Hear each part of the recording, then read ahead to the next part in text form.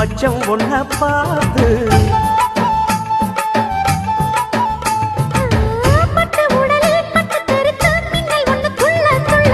வெக்கம் துடிக்க விளக்கணைக்க ஜன்னல் கண்ணை மூடிக்கொள்ள 10 நாள் கழிச்சு தாண்டி கதவை திறக்கணும்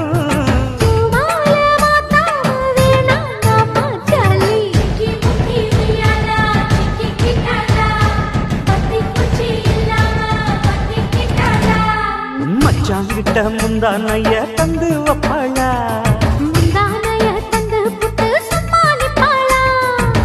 பல நாள் பசி இருக்கு விருந்து வப்பாளா